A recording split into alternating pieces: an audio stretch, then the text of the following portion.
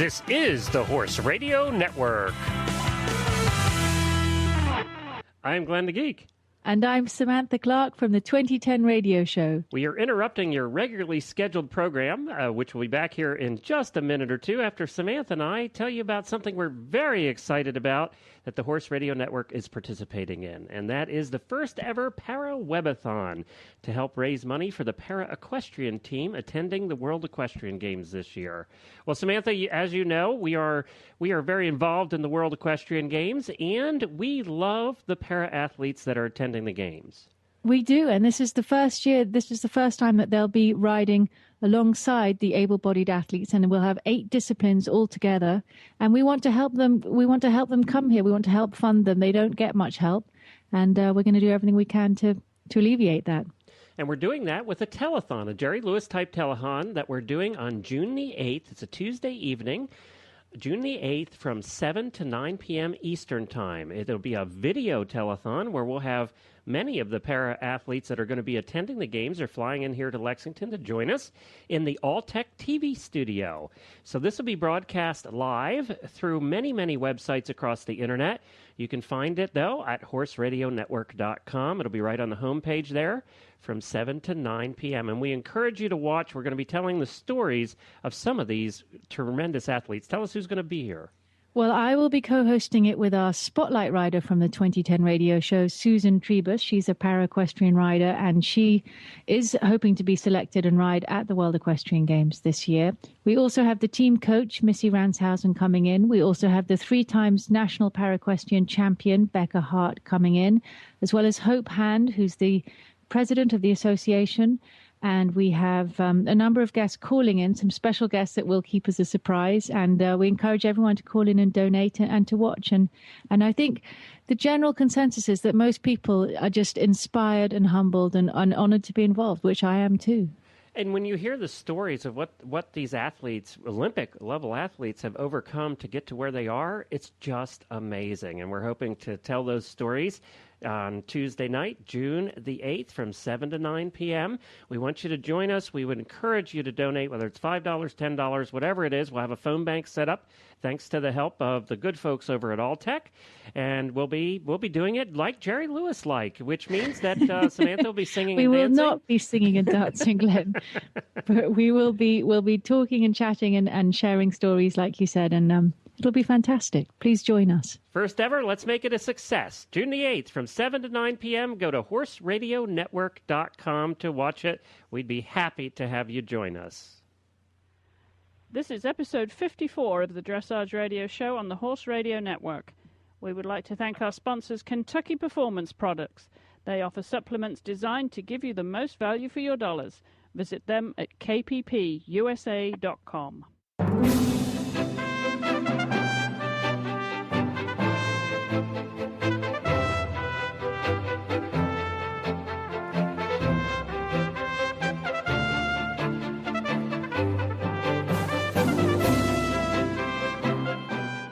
On the show this week, 17-year-old young rider Haley Patterson and para-equestrian athlete Mary Jordan.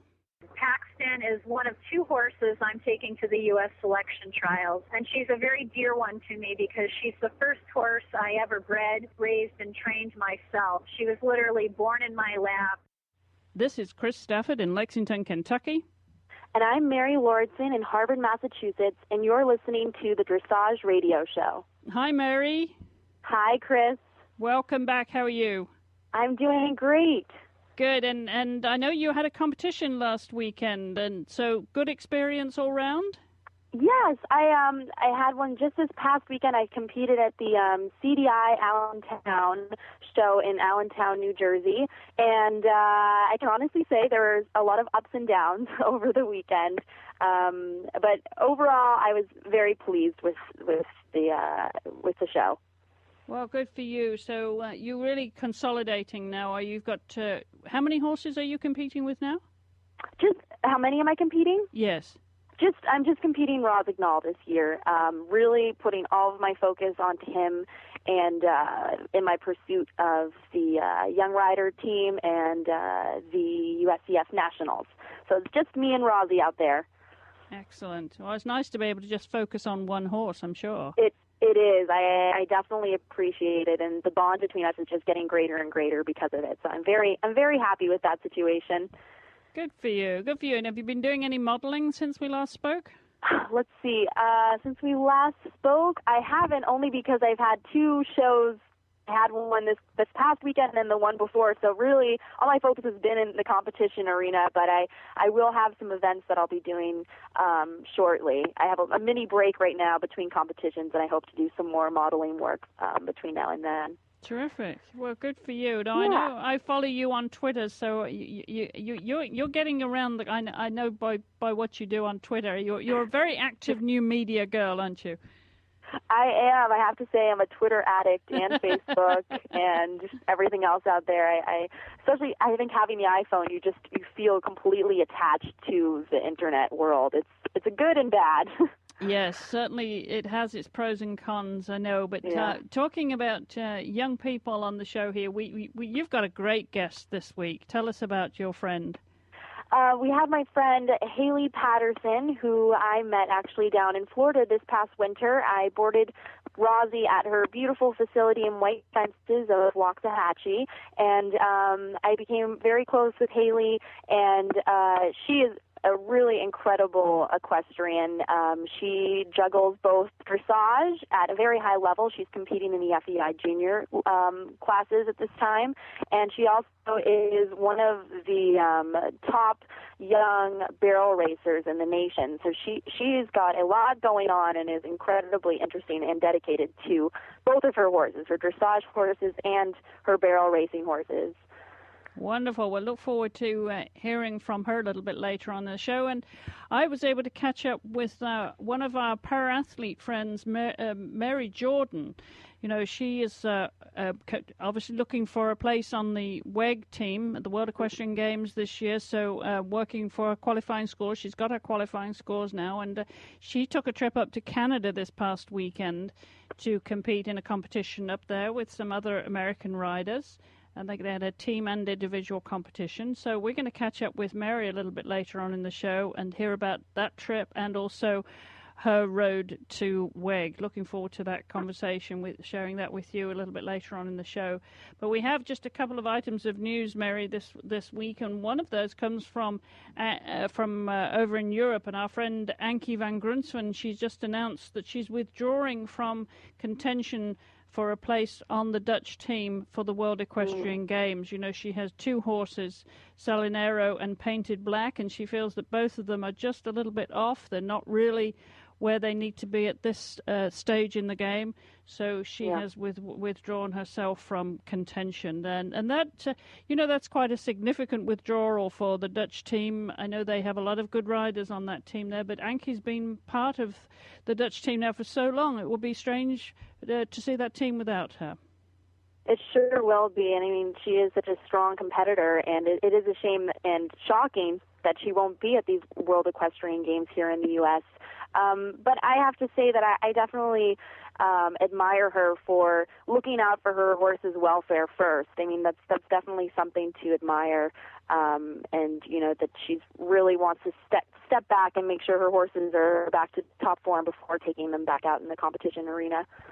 Yes, absolutely. And as you know, we always put our horses first, and I think that demonstrates that even when you're at the top of the game and when there are world medals at stake, you still have to put your horses first. And you know what, we're talking to someone a little bit later on in the show, Mary, who mixes Western and English, and of course Ankie's doing that very successfully too. So well, I follow her on Twitter, and she was very pointed in her comment on Twitter that she is withdrawing from the dressage contention, but she didn't say anything about reining, did she? I noticed that. I was thinking the same thing. I'm wondering if she's going to surprise us now and say, I'm coming after all, but I'm going to be with my reining horse. Well, good luck to her, and of course with Salinero and Painted Black, getting them back on the road later in the season, and we'll keep you posted when she does get back into competition with them. And we will, of course, bring you the news if we hear, Mary and I, we both follow her on Twitter, if we hear that she's going to be in the running for a place on the reining team to represent the Netherlands here at the World Equestrian Games. That would be a lot of fun, and I think she would be making history, wouldn't she, Mary? Oh, she sure would be. Yeah, that would be a lot of fun. Well, we have just one more item of news, and that concerns our riders, U.S. riders who are heading to Europe. They have 2 shows on their itinerary, the Fritz and Schlindhoff CDI 4-star in Austria at the end of June, and then, of course, Aachen, Germany, with the CDI 05-star and the CDI 4-star, which takes place in the middle of August. And we've got a few riders going there. That's Todd Flettrick with Otto, Susan Dutter with Currency DC, Chris Hickey with Douglas Hilltop, Catherine Bates on her new ride, Narton, Tanya Conyot on Collecto, and Gunter Seidel on U2, as well as, of course, our friend, our co-host here on the Dressage Radio Show, Catherine Dedat, who's already based in Europe, of course. She's in Vector, Germany, and she's going to be campaigning with the U.S. flag on Cadillac. So good luck to all our riders that are heading over there. Obviously, important international mileage for them, Mary, as they campaign for a place on the World Equestrian Games team. Yes, and it's great to see them making that huge effort, going over there and competing. It sounds like we've got a very strong lineup of riders. Yeah, a wonderful experience for them. So we wish them all well as they set off across the pond. Well, we're going to take a short break here, Mary, to hear from our friends at Kentucky Performance Products. And then when we come back, we're going to hear from your guest on our Young Rider segment. So don't go away. We'll be back in just a second. Regular listeners to the show know that we love Kentucky Performance Products. And that's an easy thing to do because Kentucky Performance Products stand behind their products and they believe in them. Your complete satisfaction is guaranteed. If you are unsatisfied with any of their products, they will gladly refund your money. Does your horse or pony get fat on air alone? Is he living in a dry lot or turned out with a muzzle? Can't feed him more than a handful of grain and some hay? Then you need Microphase. Microphase is a great way to ensure your horse or pony gets all of the nutrients he needs to stay healthy without adding calories to his diet. Microphase contains the vitamins and trace minerals not found in grass or hay, and your horse will eat it right out of your hand. You can learn more about Microphase and all of the products from Kentucky Performance Products by visiting kppusa.com. That's kppusa.com. Check out Microphase. Well, thanks again to all our friends over there at Kentucky Performance Products and their support of the show here and making this possible. Well, Mary, I'm looking forward to this. Haley Patterson's a good friend of yours. She hails from Southwest Ohio, and she's of your vintage, should we say, about your age? Yes, she is. I'm 21. She's 17. Okay. So a few years different, but we're close. Okay. You're still both under 25, from where I'm looking. Right. Okay. Well, tell us about Haley. Well, Haley, like I mentioned before, we met down in Florida. She is a junior rider doing the FEI junior classes with her horse Hollywood, and she is also not only busy competing in dressage, but is also seeking national titles in the barrel racing world. So we're looking forward to hearing from her, and we have a great interview.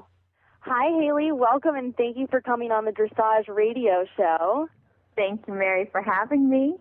Of course. Oh, it's so great to have you on the show. You're a very different dressage young rider that we're having today, given the complete different background that you have, having done both barrel racing and dressage for how many years now?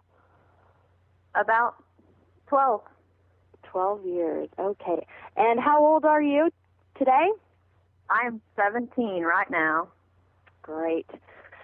Now, Haley, I want to ask you, what was your first encounter with horses? When did you catch this horse bug? When I was born. I was with the horses 24/7. And you've mentioned that your mother, she was the biggest influence when it comes to horses in your life? She actually played polo when I was 8 months along, so I've been there from the very beginning. Wow, so you have polo, barrel racing, and dressage in your life. Yes. A true equestrian. That's incredible. Now, of course, I've got to ask you, what comes first, barrels or dressage? Dressage. Does it? Yes. Sometimes. Sometimes. When I'm having a good weekend. On dressage, it comes first. Otherwise, if I'm having a bad weekend, I always retreat to barrels. No, why is that? Because I don't have a judge. It's just a timer. I don't have to worry about anybody's opinion, just the clock. Yeah. So it's a good way to get out some angst, I'm sure, and you're just there yourself. You're not thinking about someone else's opinion. It's definitely a different, I can imagine it's a completely different state of mind that you have for either. Completely different. Yeah. You don't have to really worry about the people. You don't have to worry about the judges. It's just you, the horse, and a pattern. And that's it. Yeah. So. Yeah, that's really neat. Now, do you feel that your dressage riding supplements your barrel racing, or vice versa? Does the barrel racing ever help you with your dressage riding? Barrels never helps me with dressage. It's quite the hassle to put that aside and focus on dressage just because it's totally different. Yeah. And dressage doesn't help me in barrels either, so they don't help. Positioning is completely different, and like we said, the state of mind as well. Now, can you tell us about the horses that you have right now in your stable? Right now, I have I have 8, but I only focus on the important ones. I have my junior horse, which is Hollywood, or Never Say Never, and he's a Dutch warm blood, and I acquired him for free as a gift, and he is my BF. I love him to death. And then I have 2 Arabs, one that's my old man, that's my backup. He's got me 3 national titles, and then I have a young Arab that has taught me a lot in the way of dressage, basically just because he's been such a handful. And then, of course, I have my barrel horses, but I won't go into that. So, but you love them just as much, I'm sure. I love them just as much. So then tell us, what are you doing this year? What are your goals in the dressage race? That he's your junior horse. Summer. Well, I am trying to make it to Gladstone. I'm not doing the team for young riders because basically the junior team is the same time as the Youth World Championships for barrel racing. So I've opted to go for $500,000 versus the dressage team medal. But I am shooting for Gladstone. Yeah, I don't blame you for going after that $500,000. That sounds pretty tempting. Yes. So you've been doing a lot of competing already this summer in your pursuit for the USCF Nationals then? I have only been to 2 shows. I just got back from one last weekend, and the judges were pretty tough, but it was good to get a little bit of fire underneath my belt that I need for the qualifying for Gladstone. So, sure. Now, what age did you begin competing? When I was 10. Wow. And was it in the dressage or in the barrels that you first started actually going out into the show ring? Oh, when I started, no, I was 2 when I first started competing. Yeah. How old? That was 2. I was 2. Yep. Oh my gosh! Wow, 2 years old. Were you doing lead class? I started out in lead line, and then by the time I was 4, I was showing my pony in just pleasure classes, and then by the time I was 6, I had a quarter horse, and I was doing Western pleasure. And then also when I was 6, I had outgrew my pony, so I was driving her in driving classes. So, yep. Wow. So you really, I'm seriously amazed just hearing all of the different horses that you've sat on and the different disciplines that you've taken part in. It's really, really incredible. So now I'd like to ask you, who is your equestrian idol and why? And it could be someone that's, it doesn't necessarily have to be dressage or barrels. It could just be any person in the equestrian world that you idolize. Well, I have to say I am a true at heart Stefan stalker. I love my Stefan Peters. Oh my gosh. He is my idol. I love him to death. And that's him. Yeah. And why? What about him that do you value the most, that you look up to him for the most? Have you met him? Have you worked with him at all? Oh, no, I've never met him. I've just, stalked him Watched from from afar. Watched from afar. Yeah. Well, he is definitely someone to idolize. I can't blame you for that. Now, another question that I'd love to ask you, and this is a question that I want to ask every young rider that comes on to the Young Rider segment here on the Dressage Radio Show, is what is one piece of advice that you would give to other young riders pursuing the sport of dressage? And it could be anything. Wow, it could be in the saddle, out of the saddle, just one solid piece of advice. That's really hard. Well, let me pull from my memory bank of quotes. I guess just never to give up, because even though you get hit down so many times, it just seems like you're never, ever going to make it, because I know I've been doing it for that long, and I've ridden a lot of different breeds, and I have never really scored that high, but just never, ever give up, because the more harder you try, the more harder you want it, the more it'll mean when you get it. When you receive it, you're more ecstatic than you could ever be. Yeah, well, that's a wonderful piece of advice. Thank you for that. And it definitely is true. As we find out with horses, there's so many ups and downs, and it can be very tough, but it's also incredibly rewarding when things work for the better. Well, Haley, thank you so much for coming on the Dressage Radio Show. We'd love to have you back, and of course, find out how everything goes in your pursuit for the Nationals, and also perhaps add you to our other radio show here on the Horse Radio Network, the Western side, so we could hear even more about your barrel racing, which is just so interesting. We'd love to have you back. Well, thank you so much for having me. Of course. Well, that was great to hear from her. And what a competitive young lady, being able to balance both those disciplines. I mean, what extremes, Mary. It really is. And I just really find it amazing that she can throw up in completely different mindsets, the strict discipline of the dressage world, and then just that really go out and get them racing, adrenaline-filled sport of barrel racing. It's really incredible that she's able to do both. It really is. Well, we wish her the very best of luck, and as you said, we're going to have her on the Western Radio Show as well, so she can talk barrel racing to our friends over there on the Western Show. Yeah, I think that's a great idea. And it'd be very interesting to tune into that and hear what she says about the dressage world. Yeah, I know. I'd be a little scared. All right. Well, great. Thank you so much for bringing that to us, Mary. That was fun to hear from Haley, and we wish her the very best of luck. Well, we're going to take another break here to hear from our friend Glenn the Geek at the Horse Radio Network, and when we come back, we'll share a conversation I had with Mary Jordan.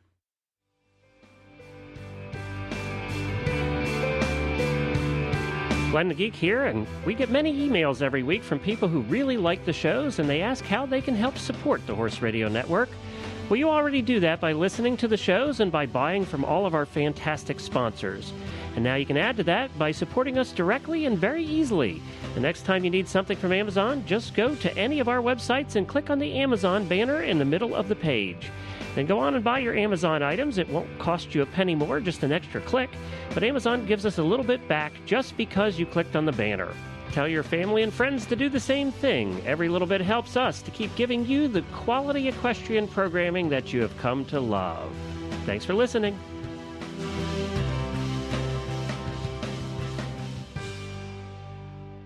Well, Mary Jordan, is, as I mentioned, she's a para-athlete who had a previous career in eventing. She was very successful as an event rider and then contracted multiple sclerosis. And after that diagnosis, she picked up the reins in the dressage arena very successfully. And I caught up with her. She was driving back down from Canada. She'd been up last weekend to a competition with some friends, some other American riders who took part in a para-equestrian competition there north of the border. And so I was able to distract her for a few minutes while she was driving back down. And I wanted to share this conversation with you because Mary is also going to be joining us at the Para-Webathon that the Horse Radio Network is hosting next week. So a great opportunity to catch up with Mary. So let's hear what she has to say. Mary, hi. Welcome to the Dressage Radio Show. Thanks for joining us. Thank you very much for asking me. It's a pleasure.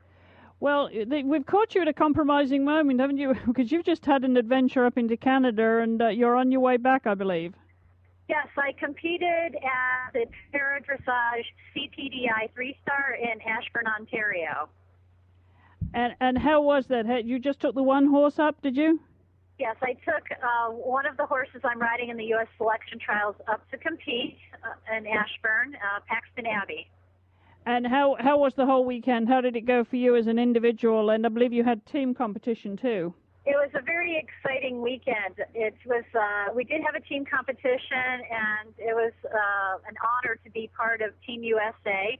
I competed with Becca Hart and Elizabeth Piggott and Erin Alberta for the paras, and we brought home a silver medal. Well, congratulations. A very successful weekend then. Yes, it was great. And so how does this fit into your schedule then, Mary? Because you already had qualifying scores, didn't you, before you did this trip? Yes, I earned my qualifying scores at a 4-star para competition at the European Championships last August in Kristiansand, Norway. And I was really looking for an opportunity to, again, compete at the highest international level possible. And so Canada was close, and it was in advance of the U.S. selection trial. So I wanted to get, back in the mindset of riding in front of international judges at the highest level of competition possible. And the Canadian officials said that this was the largest competition that they've had in North America for paras. There were several riders and countries represented there, so it had a great feel and flavor to it. Some great exposure for you, and as you mentioned, Canada was close by because you're based up in Maine, I believe. Yes, I reside in Wells, Maine, which is coastal southern Maine, and the trip itself was still 14 hours for me, crossing the border into Canada at Niagara Falls. So tell us a little bit about your horse, Mary, and he's going to be your partner, obviously, for the selection trials and for your ticket to WEG. Yes, this has been an incredible journey with my horse, Paxton. Paxton is one of 2 horses I'm taking to the U.S. selection trials, and she's a very dear one to me because she's the first horse I ever bred, raised, and trained myself. She was literally born in my lap 12 years ago, and it's just been an incredible journey to take this horse from birth to competing at an FEI level in an international competition. It's just been absolutely incredible, and she's such a competitive horse. She tries so hard, and it's just a pleasure to ride. It's just been a dream come true to bring her along myself. That must be how did you get started in para-equestrian? Did you always were you always around horses? Is this just a natural progression for you, Mary? It was an unexpected progression, actually, to compete as a para.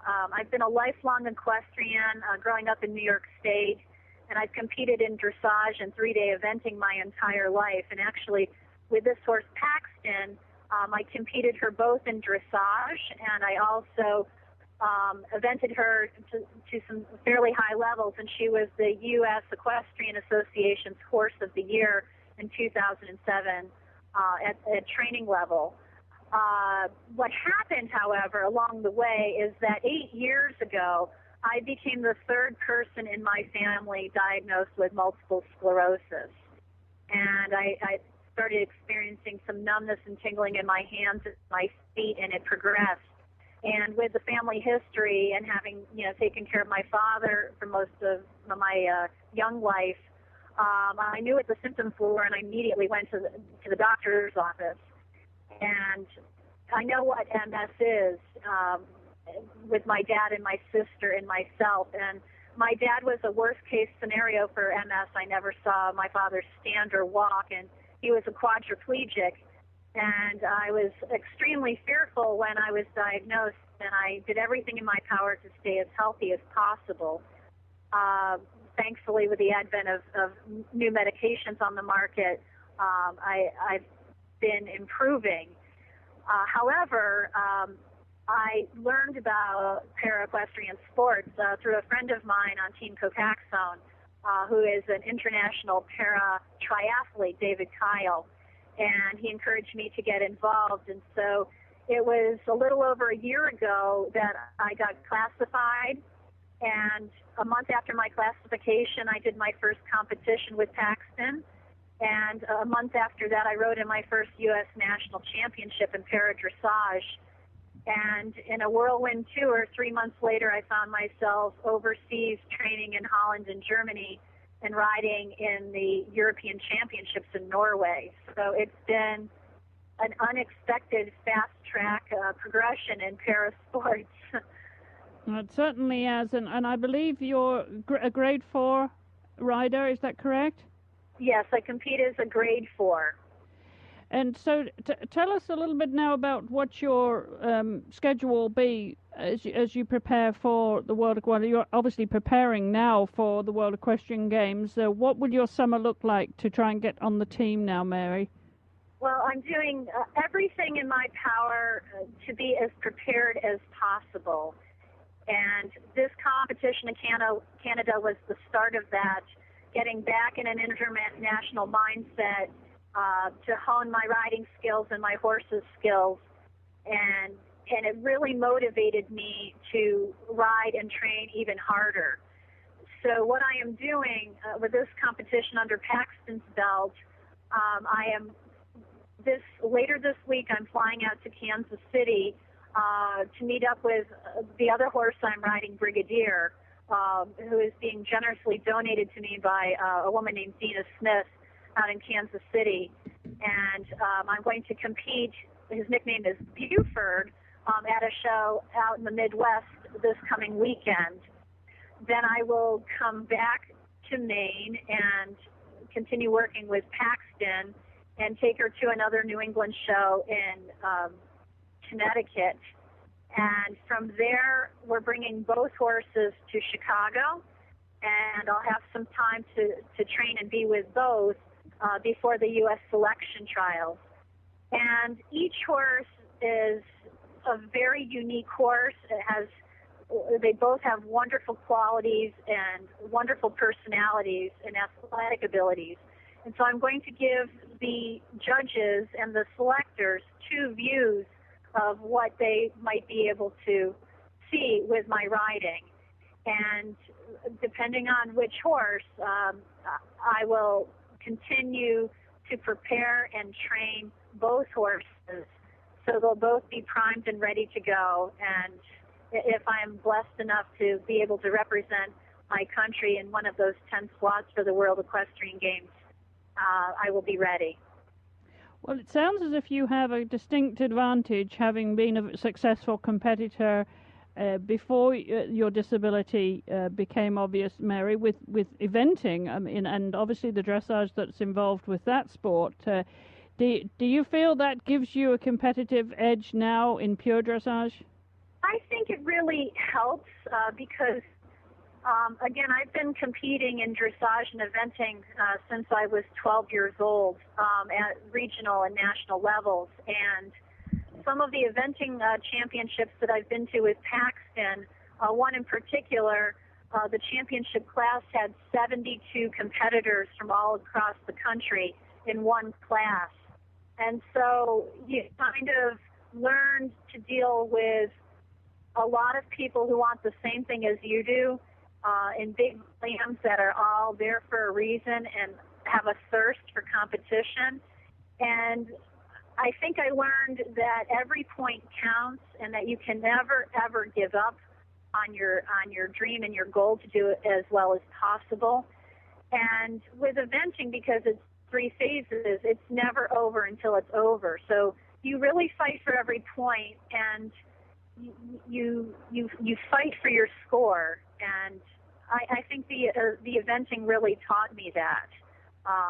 So it's a little different with the dressage, that the divisions aren't so big, but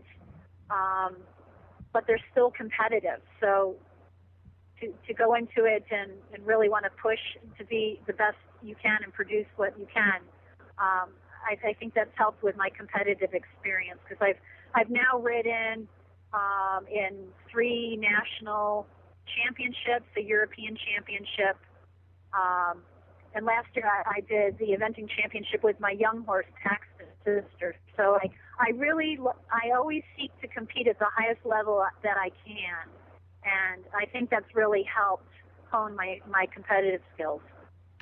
How often do you get to ride now, Mary? Do you ride every day? I ride just about every day. It's been a challenge because I work full-time for Penfield Equine Feed Technologies. I work with their sales team, so I travel a lot for my job.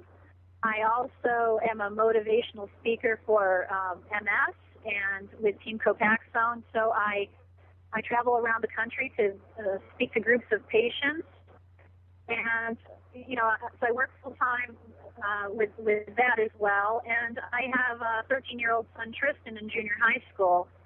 And it gets pretty busy, but I love what I do, and I think it's important to do what you love. And so that keeps me motivated and pushing forward all the time to pack as much as I can into each day. And, of course, that means riding and training. Well, terrific. Well, it sounds like you surely are motivated there, and we want to wish you the very best of luck, Mary, on this journey. And as you know, the Horse Radio Network here is hosting a Para-Webathon on Tuesday, June the 8th, between 7 and 9 p.m. Eastern, to raise funds and awareness for the para-athletes who are on their journey to the World Equestrian Games. Mary, I believe you're going to call in. Actually, I will be present at the webathon. Oh, you're going to come over. Wonderful.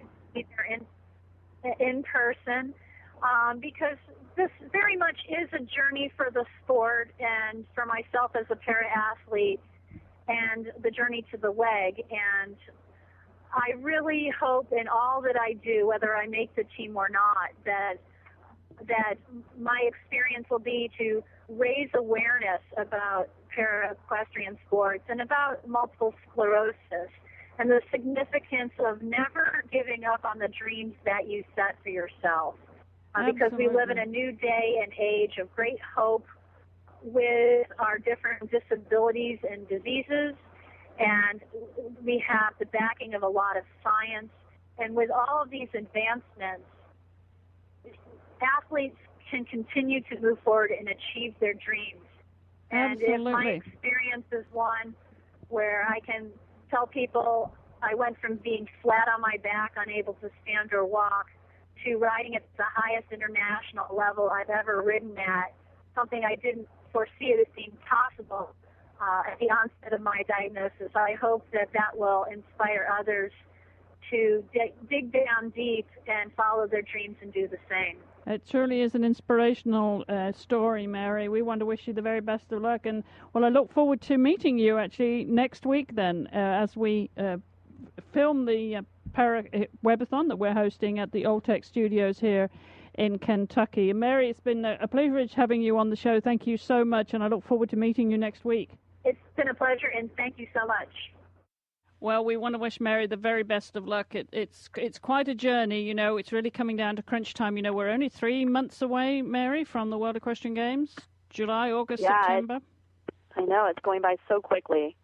It certainly is. And, you know, it's going to be very competitive. It's amazing how many really good para-equestrian athletes we have that could make the team. And I think, you know, they've got it all to play for. They've got to get their qualifying scores, as we heard. And there's a lot to play for. And not only have they got to get their score, they've got to find a horse. Some of them don't have a horse. And we've done our little bit over here on the Horse Radio Network. And my friends over on the 2010 radio show, Glenn the Geek and Samantha Clark, who host that show, put out a plea to find horses to help those riders get paired up and obviously have a shot at the World Equestrian Games squad. So, you know, it's a very different journey for them than it is for able-bodied athletes.